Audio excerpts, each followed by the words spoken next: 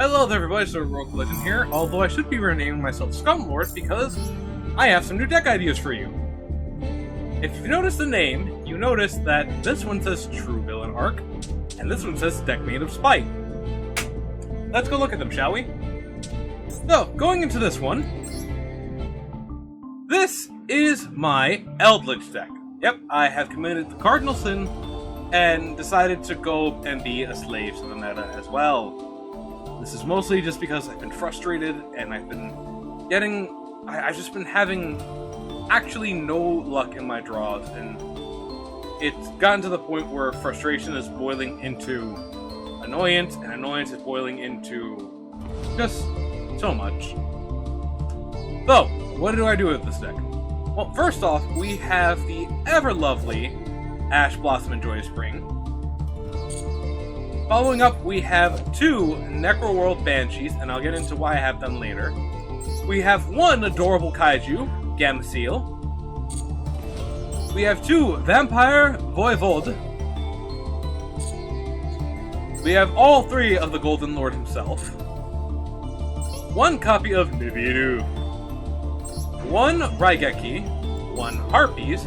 3 copies of Pot of Extravagance, and yes, if you want to copy this deck, you should use only your finest.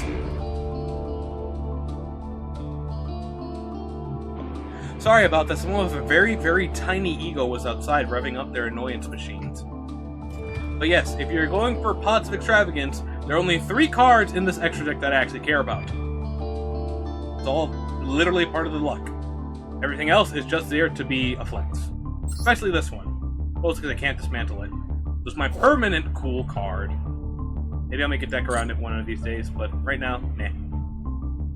We have 3 copies of the Elixir of Black Awakening, 2 Zombie Worlds, 2, because we can only have 2, Cursed Eldlands, 1 Twin Twisters, 2 Called by the Graves, 3 Elixir of White Destiny, 3 Elixir of Scarlet Sanguine, 3 Golden Land Forever, 2 Skill Drains, because you can only have 2 after the new rules come in, 3 Huakuro of the Golden Land, and only 1, because you only have 1, Conquistador of Golden.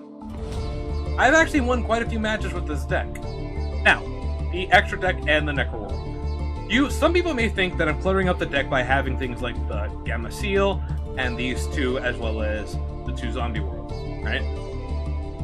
Why don't you put in another Ash Blossom, or the Maxis, or all that, and more, right? The thing is, I've actually found that this is how my deck works better, and that's because Zombie World, neither player can tribute summon monsters, so I can't tribute a monster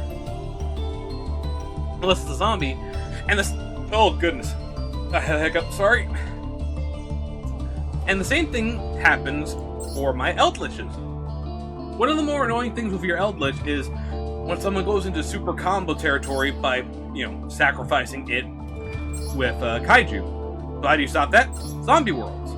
And the Necroworld Banshees are perfect for it. On top of that, the 3 cards I was referring to are these.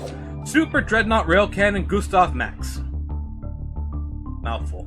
These puppies are simply in here just to be like, oh, you lived on 2,000 life points and you're gonna make... You feeling that your next turn is gonna be a comeback? Well, I had 2 Eldliches on the field. And death.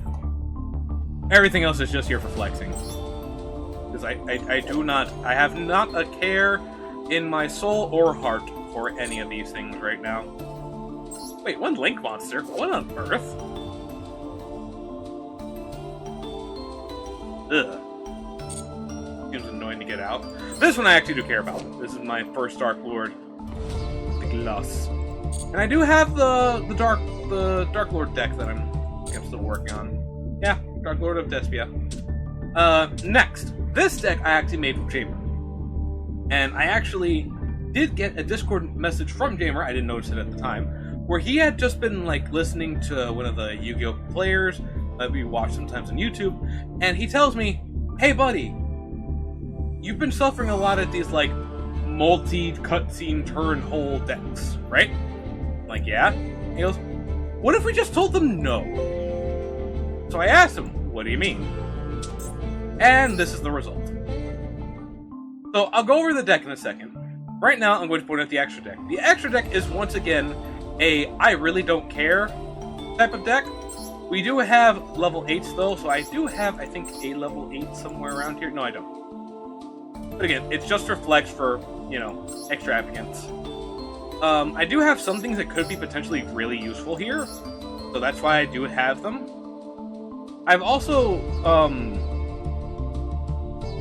I've considered shortening it down a bit, but then I would have to, like, trade out my pots for other pots, and as you can see, I am currently hurting for UR and SR Dust. So, let's go over the deck. We have 2 copies of Maxi, everyone's favorite pest, 2 copies of Ash Blossom, 3 copies of Manju Kumkashi's 10,000 Hands, 3 copies of Dogoran the Mad Flame Kaiju, 3 copies of Gamma-Seal the Sea Turtle Kaiju, 3 copies of Gadaria the Mystery Dust Kaiju, there we go, 2 copies of the Super Anti-Kaiju War Machine Mecha Dogoran. Yes. 2 Nibiru. 3 Blue Eyes Chaos Max Dragons. 3 Pots of Extravagance. 2 Lightning Storm. 3 Kaiju. 3 Kyoto Waterfronts. 3 Chaos Forms. 2 Called by the Graves. 2 Infinite Impermanents. And 2 Solemn Judgments. What is this deck, you may be asking me? Well, the idea is, if you have anything on your first turn that I deem to be annoying, I'm going to Kaiju it, and then bring out my own Kaiju. Hopefully this is with a Koto Waterfront in hand, since a lot of these guys have pretty mean effects. Turtle Blood, for example, remove 2, negate an activation, and banish it. He's actually just Mecha Buff, but, you know, a cute turtle. With way more defense points, too. Big Moth Boy over here literally just reduces the attack and defense of all monsters in the field. That's a permanent half, by the way. They do not get it back. Everyone's favorite, really hard to pronounce thing is just kind of there to be in the hand, really. Can't Kaiju it away like you would, but it is a good response to a Kaiju. And of course, removing 2 counters, I can equip a Kaiju to this card. Which is, you know, kind of okay. It's another version. It's a Kaiju-esque deck with Max as the actual true boss. Of course, because we have Kaijus, we can easily Nibiru something, and then on our turn be like, by the way, here's something significantly weaker. Hold the L. It'd be especially delicious too if they had like the Koto Waterfront out too. Anyway, Chaos Max is just here because I know that he is an amazing, actual amazing boss monster card. Because unless you make a mistake of putting him in defense mode, your opponent cannot target this card with card effects. Also, it cannot be destroyed by your opponent's card effects. It can only be destroyed by battle, and the only way to do that is to make a monster stronger than it. Ra is a good example of one of the things that could beat over this. Using Honest Effect would also be pretty nasty. Dark Honest doesn't exactly work, unfortunately, but, you know, and again, everyone can get Honest from the deck boxes. But Honest requirements are what make it hard to, you know, consistently use unless you're running a light-themed deck. This deck I've actually seen success with, and both of these I've seen success with. You also might notice there's a duplicate of Albez's Glory. I did that because I want to work on the deck, but every time I do, I stray farther and farther from how I originally built it. Now, I can't do much when it comes to, like, changing up the deck, because it'll just frustrate me more and more, and every time I do try to change up things and remake it and customize it, I feel like I'm putting it at a less consistency rating. And I feel like sometimes the things that I add in come into my hand way too often when I don't need them, rather than the normal stuff that I do need. So that's been a large part of my frustrations. If I go to my recent duels, match history, you'll see, like, the wins, right? Oh, and don't worry, this guy was not Exodia. Oh no, did I not save the stuff? There was one person here I fought. Did I not? Oh, please tell me I saved them.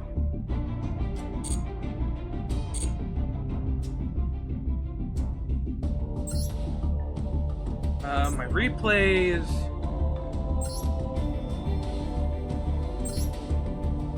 Okay, yeah, it was this person. So I'm going to show you a replay.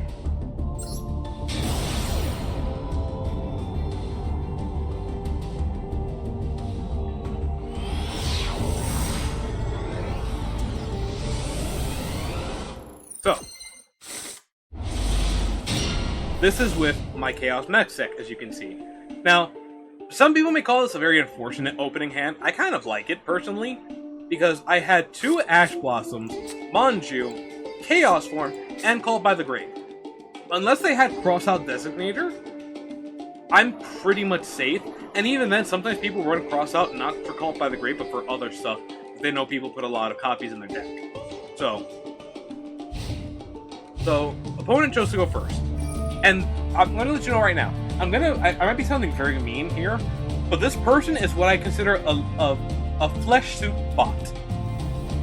Because it's very clear that they went with this deck and this deck type strictly because they saw it either online and they know how consistent it is. Ever since Card Game in Memoriam, I have not liked getting deck ideas.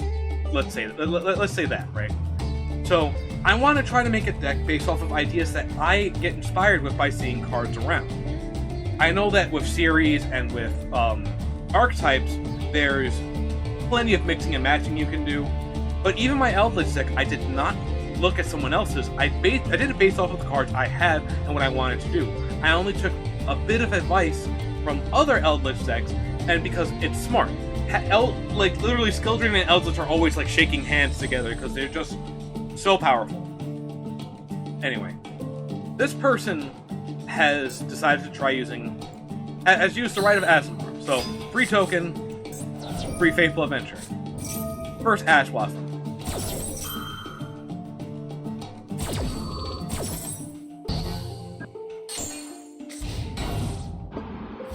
Now I want to point something out.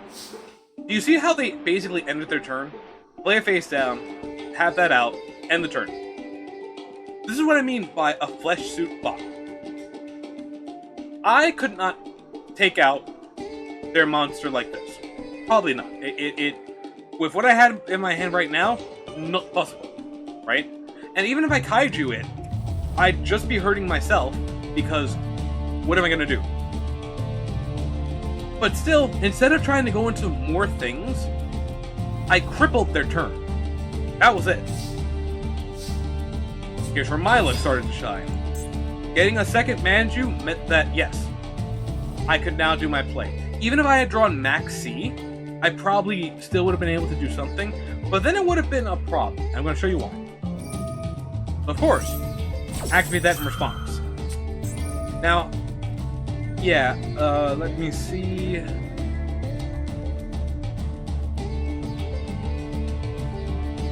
Yeah, so they very badly want to grab the equip spell, and we all know what the equip spell that they want to grab is. This is my luck that I had both Ash Blossoms in hand.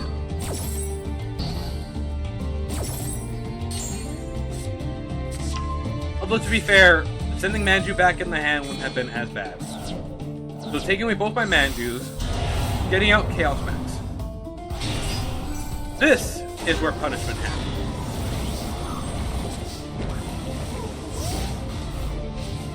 Now, I love setting Called by the Grave face down. Because sometimes when my opponent's playing out a long board and my turn's over, I just do not want to see them do anything. That I want to be able to be like, stop a key piece of their combo, right? People love to run numerous copies of cards, especially for good combo pieces and soft ones per turn. I want to stop that. So that's why I decided to put it there. Now, of course, I didn't realize that didn't become the death because of Faithful Adventure.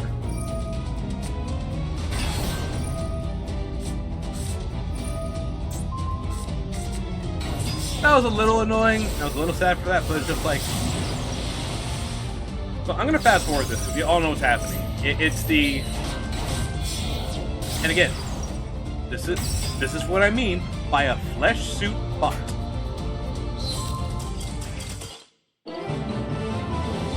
The moment they found, now mind you, this is all sped up and this is going at normal speed.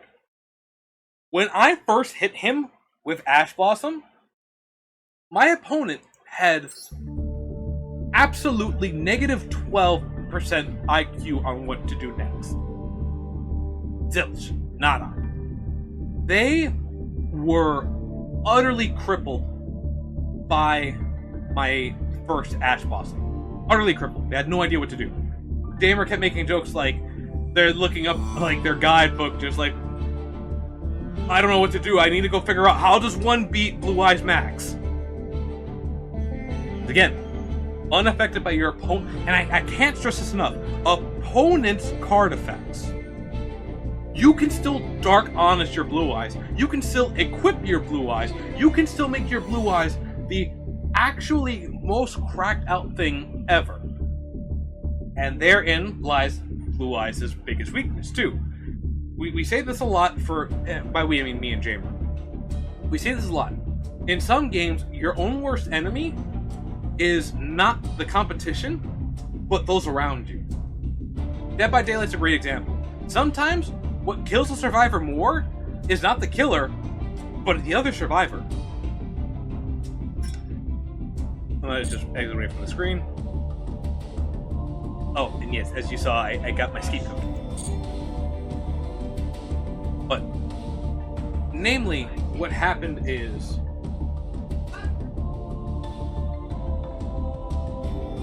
when he got Ash Blossom the first time, right? And when you look up, and this is the point I try to make so often, and I got distracted. But like, a player's own worst enemy can be themselves. Because Blue Eyes Max can be taken out by you not realizing a card effect says everything on the field. Yeah. I've actually hurt myself by effects like that, and I've seen people hurt by that effect as well.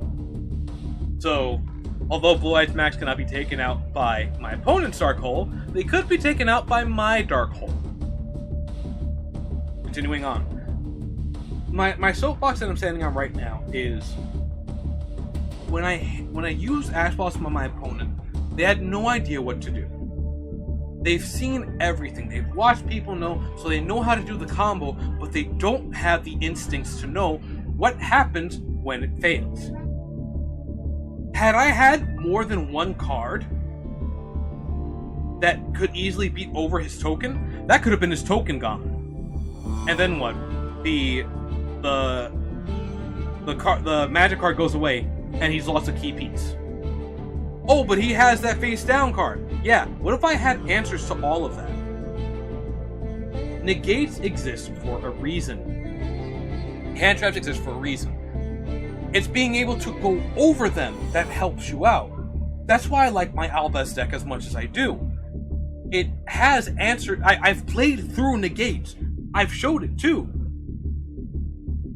If you can play through the negates smart, you can overcome even horribly one-sided matchups. I've seen some spectates today that blew me away because of just how strong because of how strong people using their own decks are. You know what you have in your deck. By following a script or a guide or looking at the public decks, you don't have that same type of bond. Jamer is currently being hit by the cutscene. It is turn 1 still, and Jamer has been doing this duel since about 10 minutes into the video. This is what I mean. I love Yu-Gi-Oh! I do. I love Yu-Gi-Oh! More than some other card games just because of how the cards look. I like winning with cool-looking cards. I like winning with cute-looking cards. I like winning with goofy cards.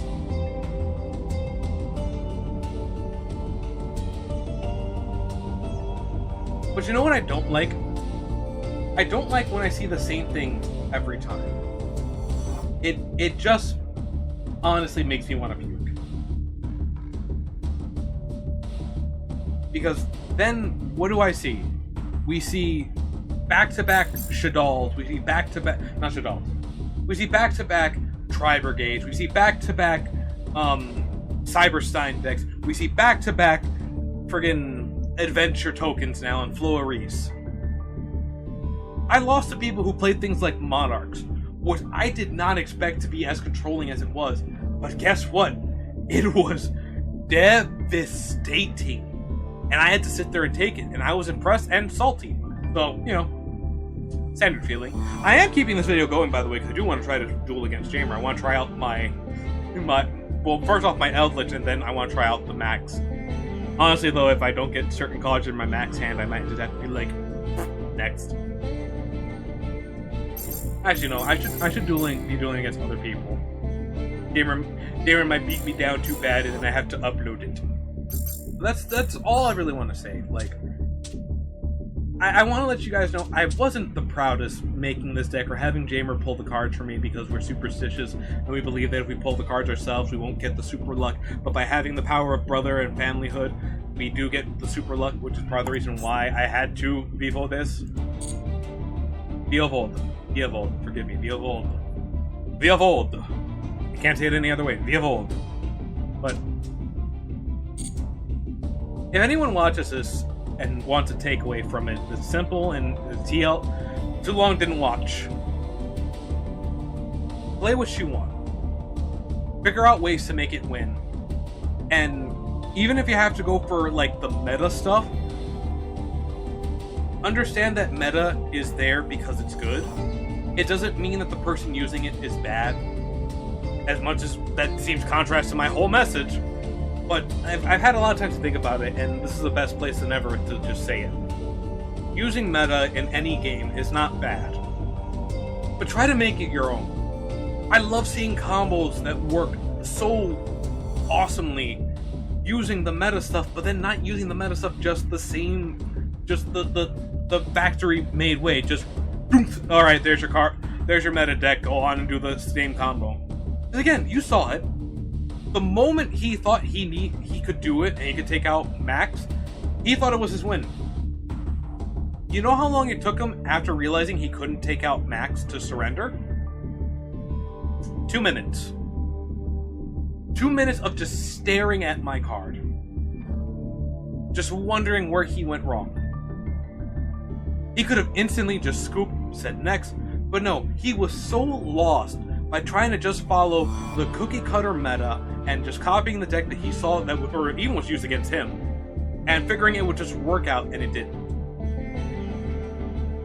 Anyway, that's all for me. I've ranted long enough. Thank you all for watching, and do hope you enjoyed the video, even though it was super long and not all that, duel intensive. If you liked it, you know what to do. Much appreciate you if you do. Until next video, I just want to say, laters.